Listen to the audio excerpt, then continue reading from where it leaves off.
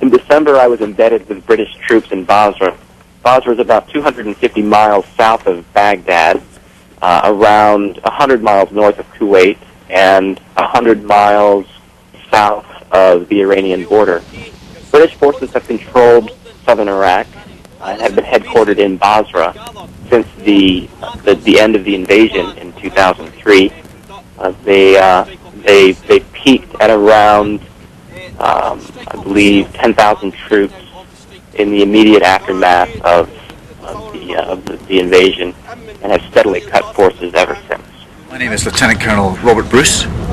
And what is your position here? Okay, I'm the commanding officer of an organisation called the 1st Battalion of the Royal Regiment of Scotland.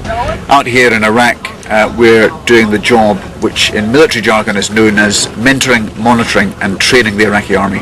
So you're a training team for the Iraqi army? Yes, we How are. many people do you have? We have 600 in total.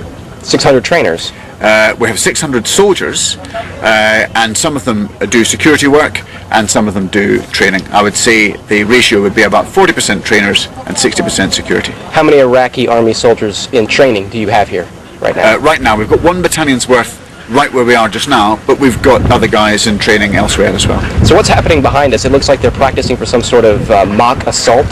Yeah, they're doing a number of different things, but all on the theme of house entry to do arrests. And what do you find is the greatest challenge in taking these young Iraqi, or these not necessarily young, but out of practice Iraqi army soldiers and getting them up to speed? Well, there's a couple of things. First of all, we need to be very culturally sensitive. It's their country, and they're not going to follow a NATO model of how we do things. So we need to understand the way that they want to do things anyway. We need to understand the training that they want to receive, not necessarily the training we think they need to receive.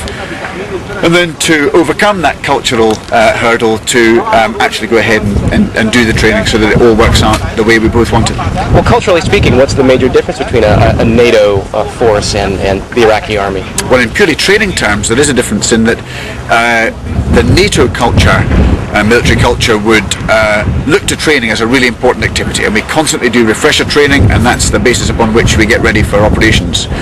In the Iraqi culture, it's different. It's not necessarily any worse or any better, but their culture is slightly different in that they say once you've learned something and you've paid attention properly, you've trained properly, why do you need to waste resources like time and ammunition relearning the same lesson? So we need to meet about halfway on that.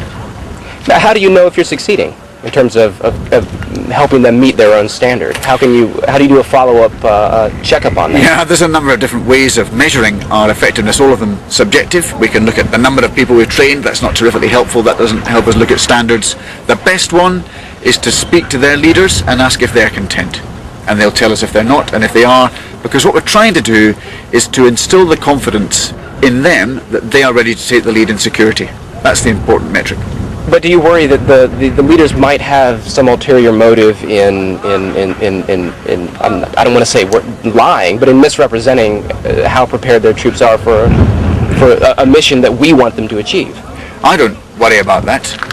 It's certainly not for me to second guess their integrity, and my personal experience is that their integrity is absolutely sound. I find that they tell me what they understand to be the truth, and I respect them. The British Army is organized into regional regiments, many of which have histories going back hundreds of years. The Scots Guards is one of those regiments. It's actually one of the newer regiments, which was combined from the remains of some older regiments that had sort of over time dwindled in strength, and a couple of years ago the British Army reorganized by combining some of those under-strength units into new units. So the Scots Guard is one of the youngest British Army units. راح نتقسم على 3 مجاميع. المجموعة الأولى وين راح تدخل؟ راح تدخل هنا. المجموعة الثانية اللي برا أو الفريق الثاني راح يقتحم وين راح يدخل؟ يدخل بهاي الغرفة. الفريق الثالث اللي برا تبع كل فريق يلزم سايد. Yeah, and the strike team on that side will clear that side. It's so you're not crossing each other's paths, so you're bumping into each other. باللي بصفها Has anybody any questions so far? اذا يا ولد اكو اي سؤال حول هذا الشيء؟ يعني لا نظف الغرفه يطلع منها يخليها؟ لا من بعد ما يدخل انت تطلع من الغرفه تطب الغرفه اللي بصف. يعني قصد المجموعه اذا دخل على الغرفه أي. ونظفها تحرتها ماكو شيء تطلع منها تخليها لو يبقى واحد. صحيح انه Each team should have a team commander who shouts room clear. يقول دائما بالفرق اللي انتم لازم اكو واحد مسؤول يصيح انه الغرفه فرغت. What we'll do now is if the platoon sergeant can split them up into teams. يقول اللي راح يصير عندنا الرجل المسؤول هنا عندكم العريف او الهاي راح يقسمكم ثلاث فرق. And he takes control of they can do a talk through first, just so they get the basics right, and then they'll go through it fast time. يقول راح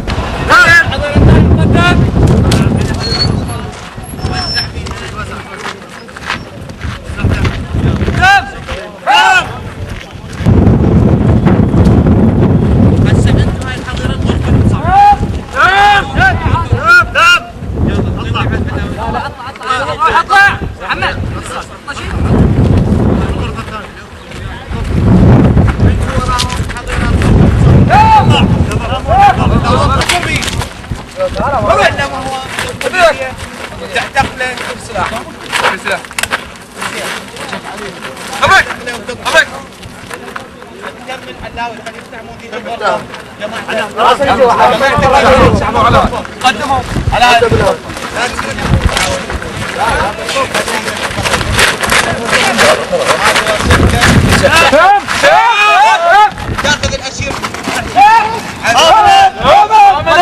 قدم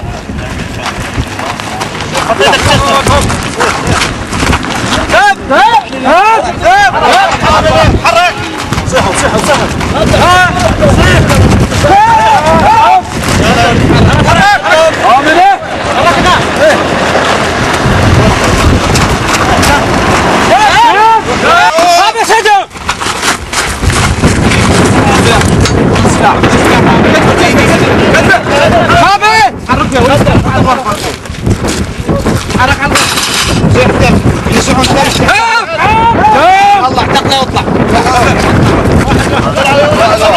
And what are you doing here? I'm one of the platoon sergeants instructing on the Iraqi training. Specifically, what kind of training is this? It's basically training on operations that they're going to be conducting within the Basra area. It looks like they busted into a mock room and arrested some guy. Yeah, what they've been practicing this morning is strike ops. Well, why is that kind of operation important for them?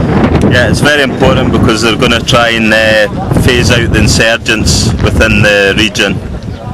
So what are the key points they have to learn? Yeah, they need to learn how to clear the rooms, search the rooms and arrest insurgents within the buildings. Well, what's the greatest, not weakness necessarily, but what point have you had to drive home with them? Drive home is command and control. That's the main thing. So in other words, communicate. Yeah. Remember, communication is the key point in a strike op. نتذكر يا ولد كوميونيكيشن يقصد بها الاتصالات. يعني انت من شنو الاتصالات؟ ادخل هنا بالباب اصيح كلير اصيح فرغة الغرفة حتى شنو يسمعني السارجنت اللي واقف هنا ينطي اعاز يعني دائما انتم صايحوا فيما بيناتكم. If you do not communicate with each other, things will go wrong. يقول اذا ماكو اتصالات اكو شيء خطأ جاي يصير يعني عندنا. فلازم الاتصالات جدا مهمة. الطبلات ماكو دفر تدفرها انما تفتش جواها.